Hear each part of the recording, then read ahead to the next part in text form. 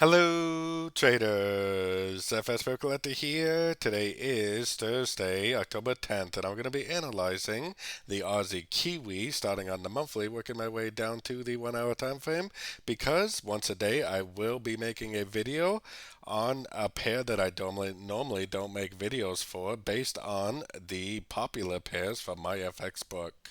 So anyways, before we do that, don't forget to check out my website, fxpepcollector.com, if you'd like to get access to my swing trade signals, my daily members only live streams on Zoom, and my 34 video trading course. So anyways, on the monthly time frame, it seems very clear that this is 5 waves down.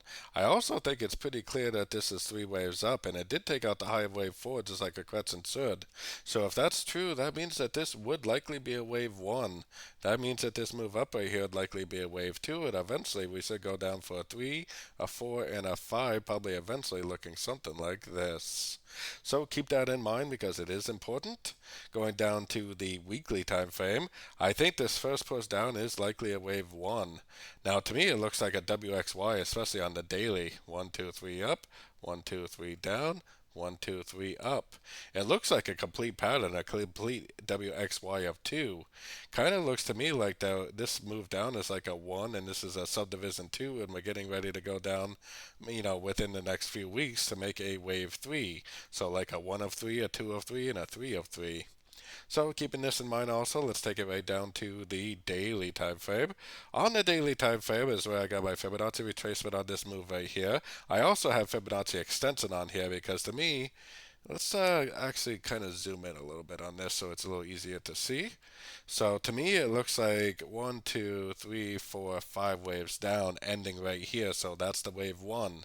Then it looks like 1, 2, 3 waves up, 1, 2, 3 waves down with a lower high.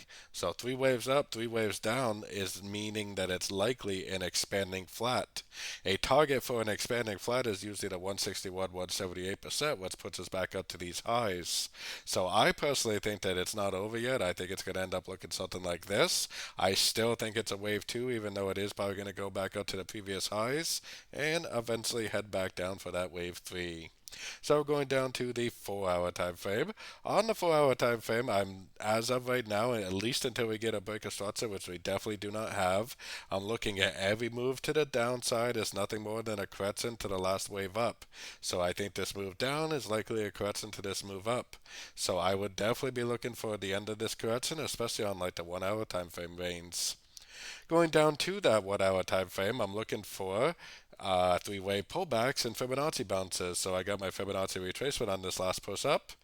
I'm looking for 1, 2, 3 waves down. I'm looking for a Fibonacci bounce. I'm looking for an engulfing move up.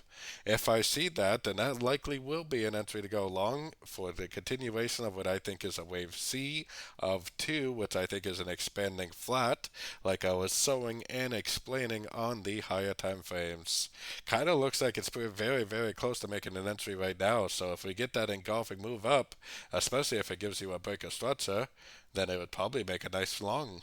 If it doesn't make an engulfing move up but ends up going back down, then it easily could go down to one of these lower fibs. For me, it's not invalidated to be the end of a crescent until it goes out and breaks this low right here.